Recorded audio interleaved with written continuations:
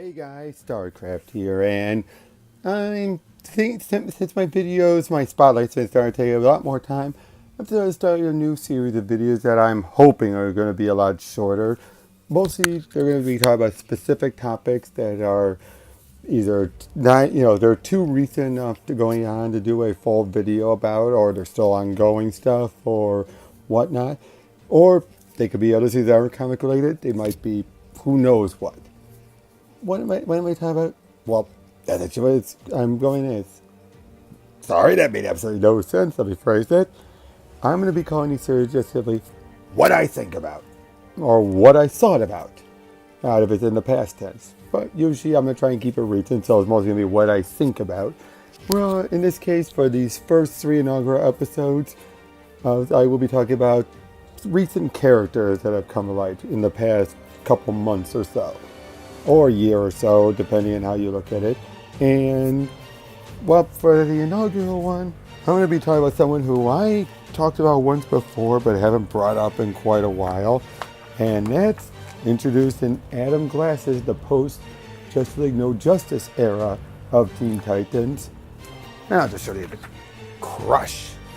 The Daughter of Lobo. Why am I bringing her up again? Well, her, like some of the other new characters, Djinn and Roundhouse, that were introduced in Adam Glass's Teen Titans run, she's an interesting character. A very interesting character who's gone beyond a lot of the, I won't say beyond the conventions, but she's definitely just a character that, well, one hand, she is a character, has depth, beyond just being the, ooh, she's not like, I'm the toughest bastard in the universe. No. She's not like her father. And we know for a fact that it's her father. It's been more confirmed about that.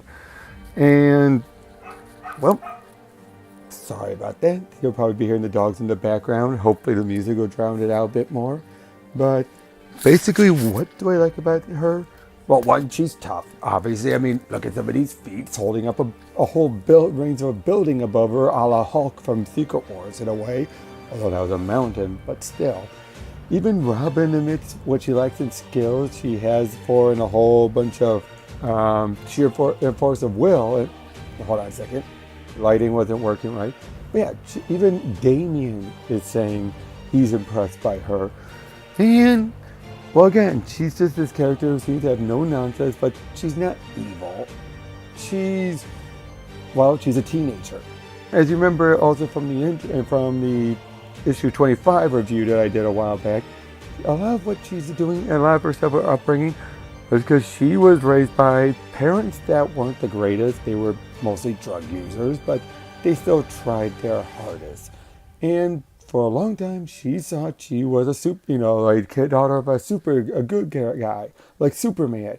And when she found it, I just love this panel where she's basically, I'm done being a princess. I want to be Superman. Hold on. Sorry about that. One other thing I do like about Rose Crush is that, so much of a tough girl she is, she definitely has her feeling of like, but you don't like when Djinn turns into a normal girl. She sometimes feels like, hey, what? Hey, stop it! I don't want to hide, which I respect. I definitely like that about her.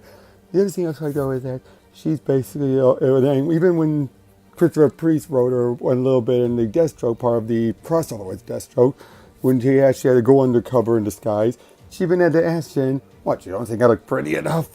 Again, just little things like that about her that I liked. I just feels like, she thought she wanted to be a princess.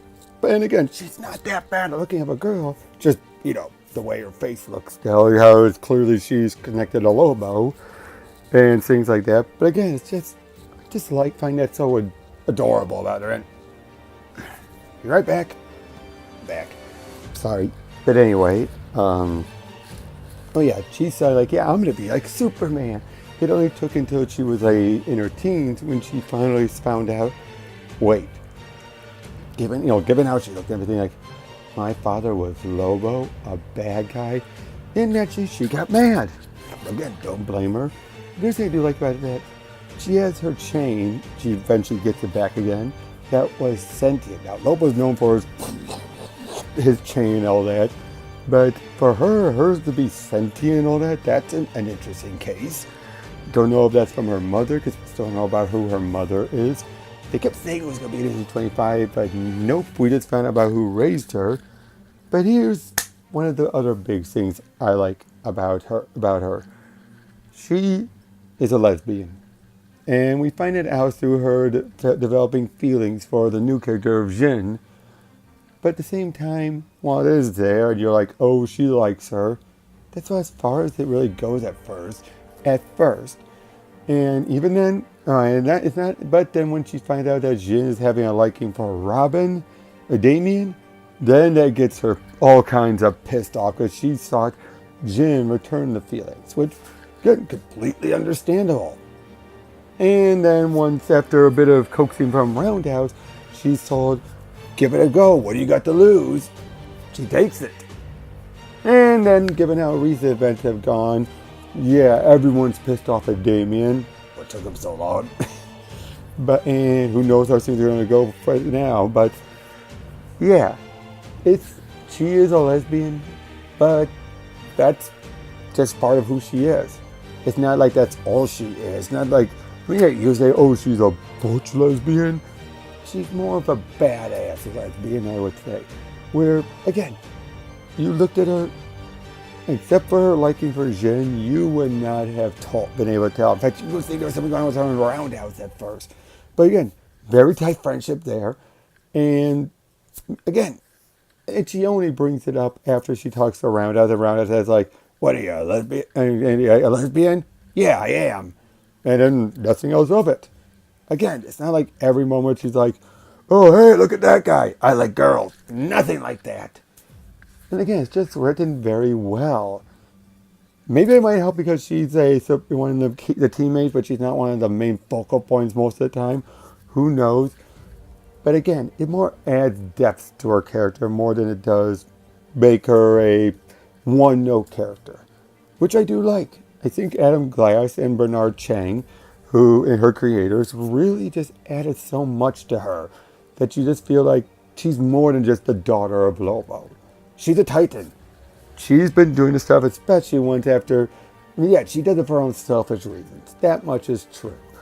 But there's been a lot of cases where a team member on some team, even the DC Universe, are brought in because they're being coaxed, blackmailed. Even her own father had that done to him during Justice League of America. But at the same time, though, she still feels like she does believe in some things. The fact that, again, we find out in her origin that she is a legit good person, just with a lot of anger issues. Or as Kid Flash puts it, she throws temper tantrums. But at the same time, again, she does go good. And then, of course, at the end of the most recent issue, her father's shown up. And we know this time is the year of the villains. But I'm curious now what's going to do now that Daddy's home. So, like I said, it's supposed to be a short video trying to get things up while I'm working on Punk Rock Jesus.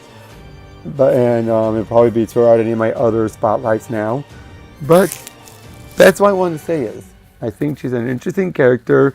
There's a lot more to go with her. I hope she doesn't fade into obscurity or disappear and then come back to be killed off or something or get a complete. She's great the way she is. And I hope that other people eventually, because Adam Glass isn't going to be on this forever, let's face it. I'm hoping eventually when other people do start to use her, they treat her well. And I really hope they don't take her being a lesbian, make that her only focal point or whatnot. I really hope not. Because she has depth. Don't make her a one-dimensional character where it's all about, I'm a lesbian, that's it. No one wants that. No one wants to take a character that actually has something to them and then just make it be about the one trait about them. Because that'd be boring and at the least insulting at the worst. So yeah, Crush. Great new addition. So are Djinn and Roundhouse again, but she's the one that I've really just taken a liking to. And part of the reason why, again, besides the good writing, is part of the reason why I'm still sticking around with it. Because I want to see what happens next with her.